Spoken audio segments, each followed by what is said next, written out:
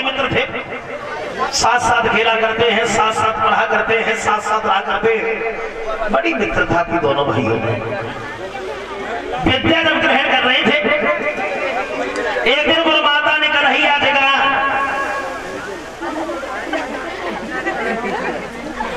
काजल बड़ा अच्छा लगाया, कन्हैया से गाया है,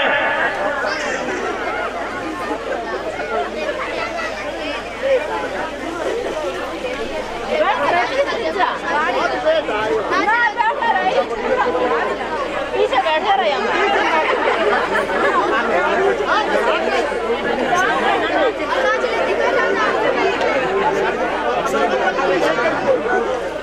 भक्तजनों, ये 501 रुपया हमें फिर से भेंट कर रहे हैं। तो कन्हैया बोले हैं, भैया चिंता करने की जरूरत नहीं है।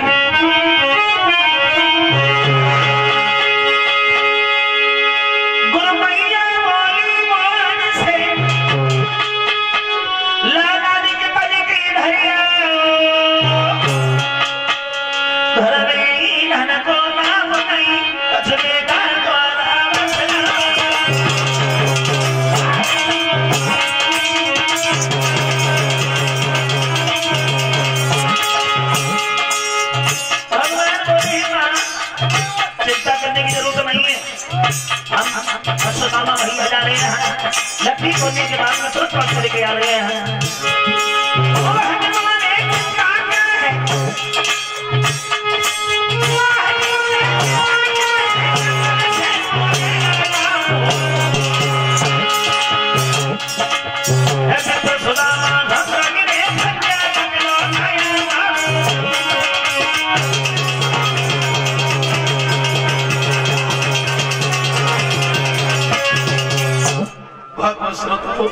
भगवान कन्हैया बोले, भैया चिंता करने की जरूरत नहीं है, सुदामा भैया हमारे पास में है। और मैं गए और लकड़ी तोड़ने के बाद में तुरंत लौट करके आए। अब भगवान कन्हैया चले, कलश भरने वाली कन्या जिन्होंने कलश भरे खड़े हुए हैं, आ जाओ बाहर, आ जाओ, लाइन से खड़ी हो जाओ, निकल आओ। भगवान श्रोताओ, भगवान कन्हैया जब चले तो गुरु माता ने सुदामा बुला के बाद कहिएगा, सुदामा ये थोड़े से चना है, और जब भूख लगे तो दोनों मित्र आपस में मिलकर के छुप लेना, ठीक है ना?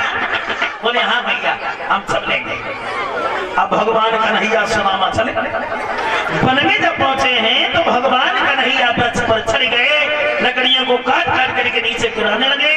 सुदामा लकड़ियों को एकत्रित कर रहे हैं, लेकिन लकड़ी तोड़ते तोड़ते इन्हें शाम हो गई, संध्या हो गई, माह का महीना, पानी भी बरसने लगा। आहा, यही माह का महीना जो कल परसों मौसम था। लकड़ी लाने में उन्हें मगर हो गई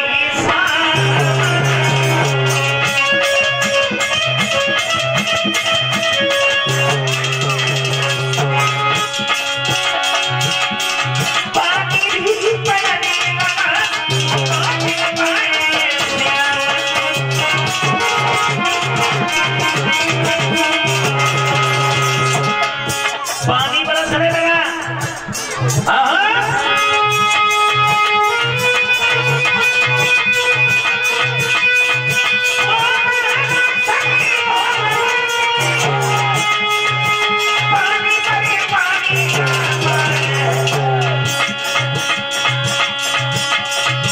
प्रभु गुरुपति की महिमा से वो वृक्ष तले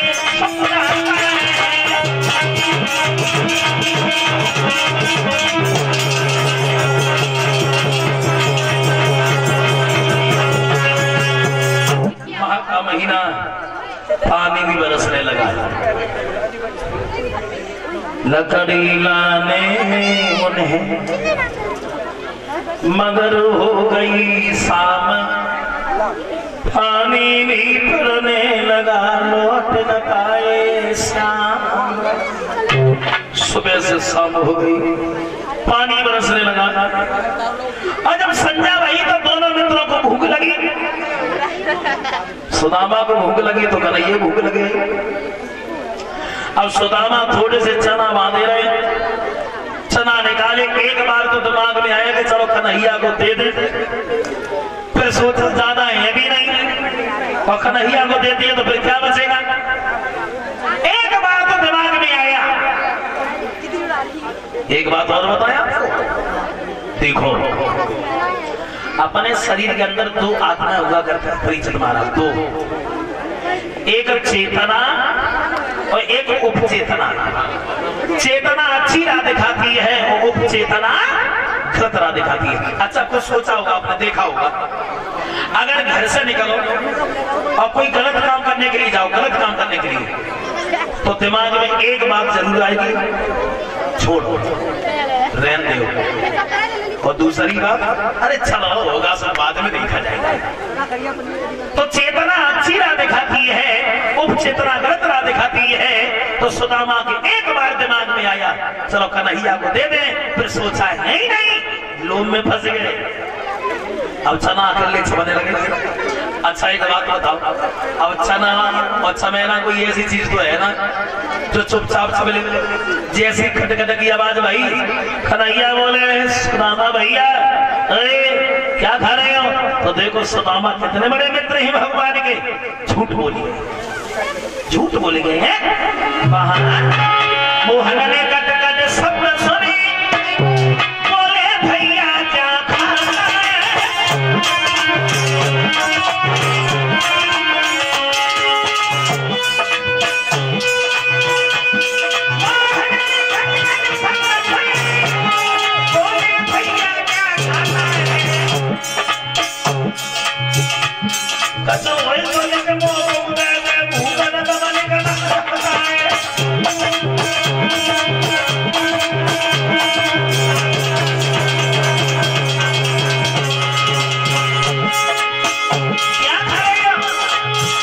सुदामा झूठ बोले गए।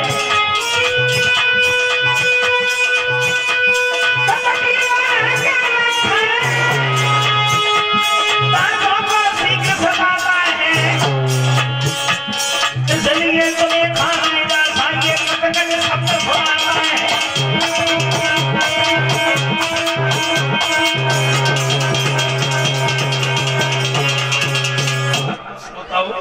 सुदामा बोले कन्हैया हमारे पास क्या रखा है, सर्दी पड़ रही है, सर्दी की वजह से हमारी दांती कप रही है, हमारे पास में कुछ भी नहीं है।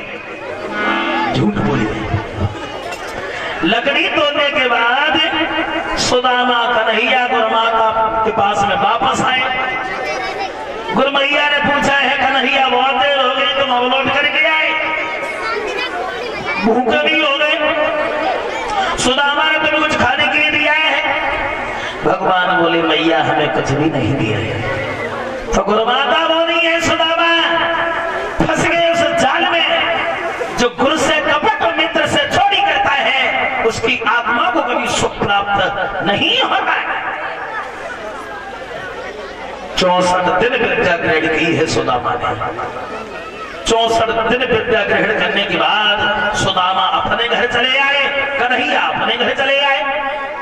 सुदामा की शादी हुई, भामनी नाम की स्त्री इनके आंगन में आई, बड़े अच्छे स्वभाव की थी, बच्चे हुए, लेकिन दिन प्रतिदिन सुदामा के ऊपर गरीबी ही आती चली गई। देखो एक झूठ बोलने से सुदामा निर्धन हो गए, एक झूठ बोलने से सुदामा गरीब हो गए, इतने गरीब हुए सुबह को भोजन मिल जाए तो शाम को प्राप्त नहीं होता, शाम को भोजन मिल जाए तो सुबह को प्राप्त नहीं होता, कभी कभी पानी पी के सो जाते हैं। इतने गरीब हुए जो भीख मांगने पर मजबूर हो गए। भारी समय है, भारी समय है।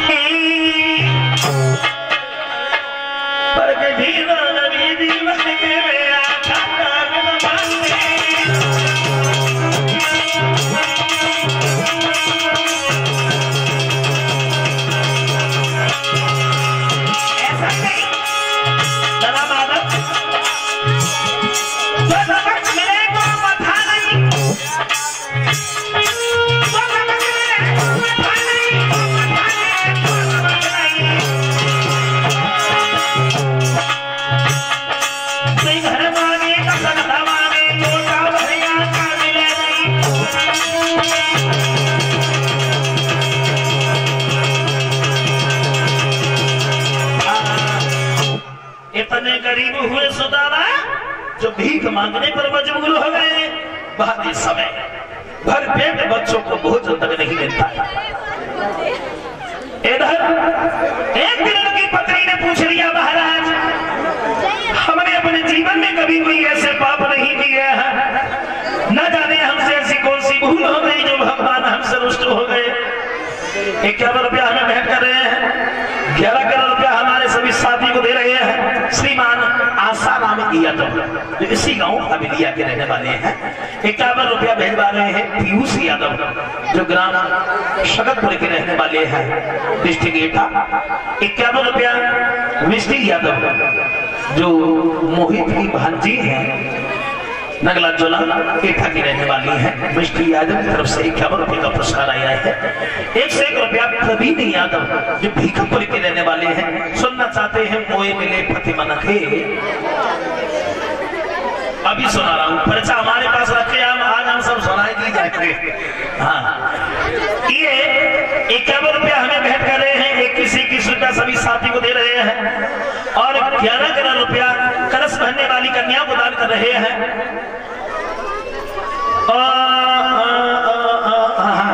श्रीमान सुरजीत यादव सनम श्री सर्वेश कुमार यादव इसी गांव हवेलिया के रहने वाले हैं। भैया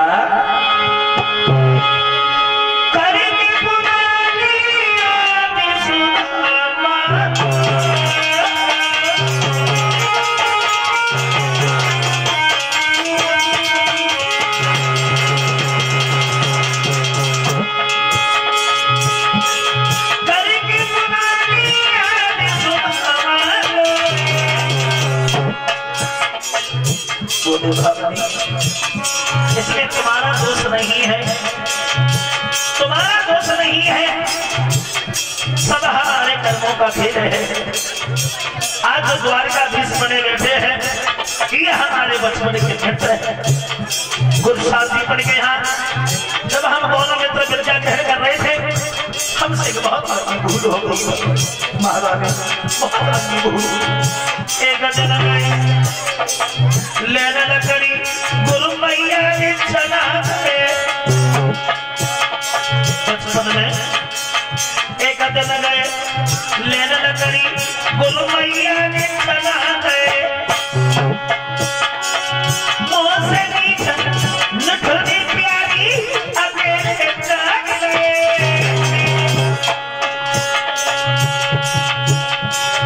मोहन पूछी का खायो, मैंने बोला के इसी श्राप से मेरी प्यारी तीन करी बने।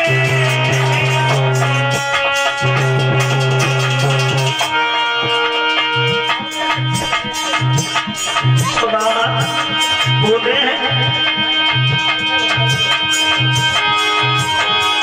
प्यारी की नशे मना की गए,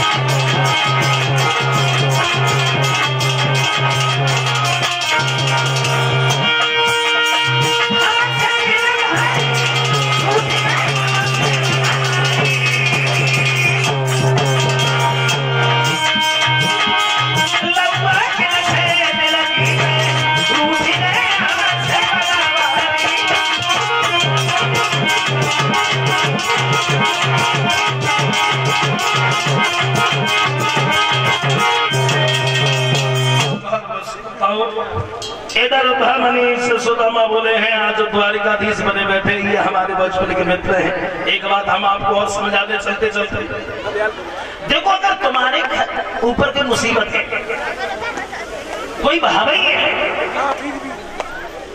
या घर में कोई परेशानी है, तो कभी बाहर वाले को भूल कर मत बताना, क्योंकि अगर तुम अपना दुख बाहर वालों से दोगे तो कल ही तुम्हारी मजाक बनाएगा, तुम्हारी हंसी उड़ाएगा। घरे भले कुछ ना हो, घर से जब निकलो तो सीना तान के घर से निकलो, मारे कुछ न खाया पिया हो। अगर अपना दुख किसी बाहर वालों से रोगे तो वो तुम्हारी हंसी करेगा, मजाक बनाएगा। अपनी पत्नी को बताओ, अपने भाई को बताओ, अपने बच्चों को बताओ, बाहर वाले को कभी अपना दुख नहीं बताना चाहिए। भागवत श्रोताओ, सुदामा अपनी पत्नी को समझाते हैं तो भावनी बोली, महाराज कन्हैया से छल कपट करने के बाद और जीवन में सुख जाते कभी नहीं मिलेंगे। क्या? कभी नहीं। मेरी बात सुनो महाराज, तुम द्वारिका में चले जाओ, ना धन मांगना ना दौलत मांगना, चले जाओ।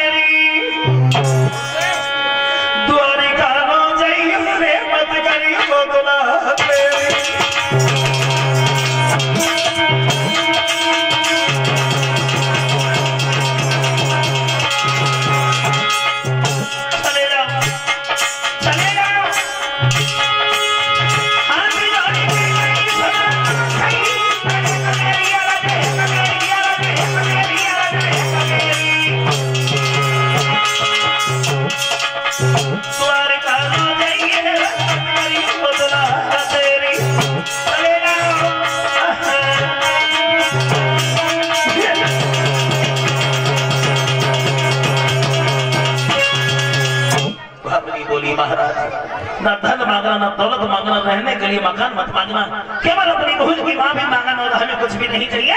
तो द्वारिका में चले जाओ, चले जाओ। क्या? चले जाओ महाराज, जाओ। अरे समझाती भागिनी नारी मेरे पिया द्वारिका जाइए।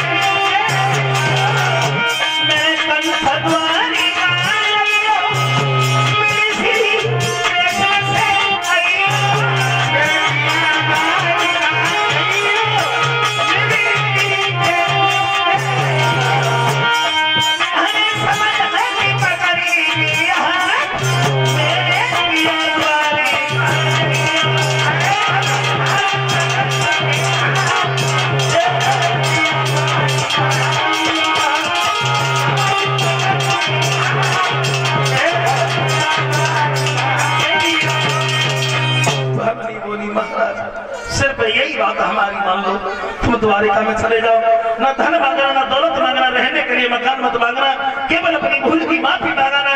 हो सके भगवान हमसे रुष्ट ना हो, आप चले जाओ। सुदामा बोले, भामिनी बिना मतलब में जिद खाने हो, हमारे पास में कुछ भी नहीं है। क्या? हाँ, कुछ भी नहीं है, वो तो बहुत बड़ा राजा है, हम क्या लेकर के जाएंगे? तुम्हें नहीं मालूम भाभी, हमारी बात सुनो।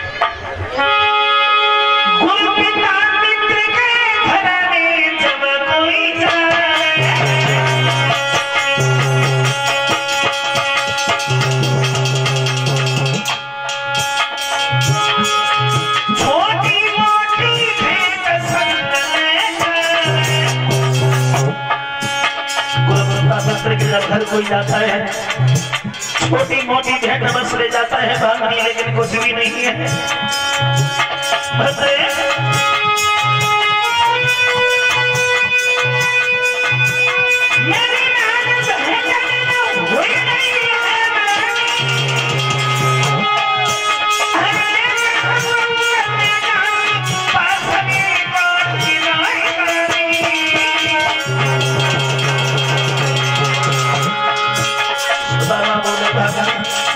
हमारे पास में कुछ नहीं है, क्या लेकर के जाएं? क्या लेकर के जाएं?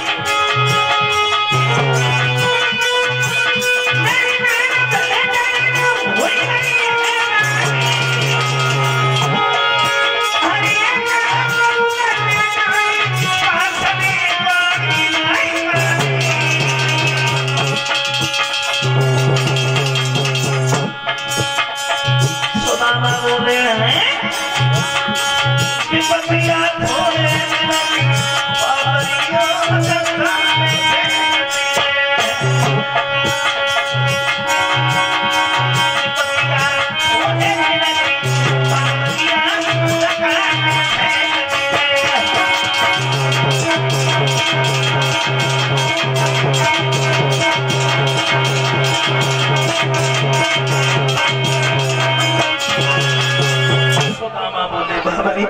गुरु पिता मित्र के जब कोई घर कोई जाता है तो छोटी मोटी मेहनत बस ले जाता है, लेकिन हमारे पास तो कुछ भी नहीं है। भामनी मानी महाराज अगर ऐसी बात है तो थोड़ी देर के लिए ही बैठो, मैं अभी नहीं और लौट करके तुरंत वापस आई। अपने पति को धैर्य धारण कराने के बाद भामनी भीख मांगने के लिए आगे को बढ़ गई। बाहर इस समय दरवाजे पर कहती हुई जा रही है, बहन हमारे पति द्वारकाधीश कन्हैया से मिलने के लिए जा रहे हैं, तुम्हारे पास में कुछ रखा हो तो वो हमें दे दो, हमें दे दो। एक दरवाजे पर खड़ी हुई आवाज लगाई है, बहन हमारी बात सुनो, तुम्हारे पास कुछ हो तो वो हमें दे दो।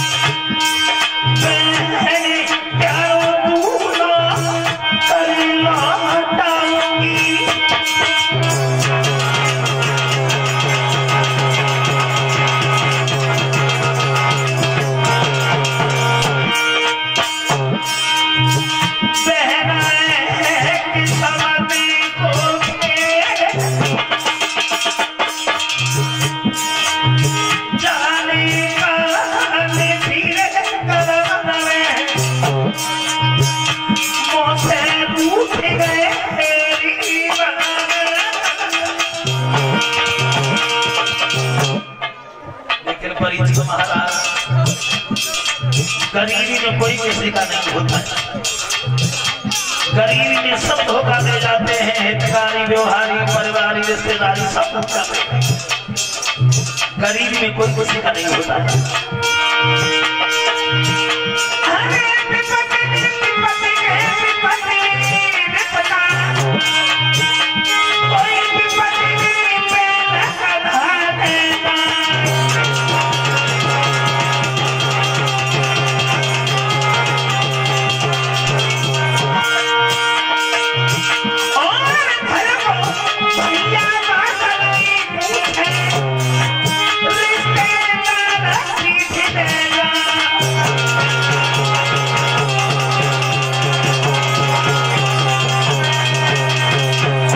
गरीबी में कोई किसी का नहीं होता है।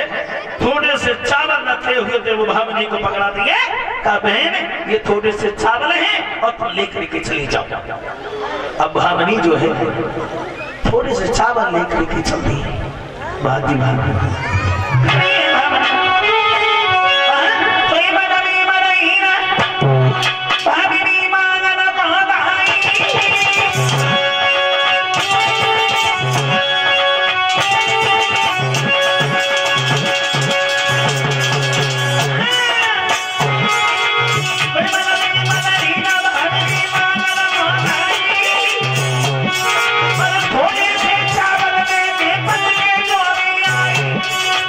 अरे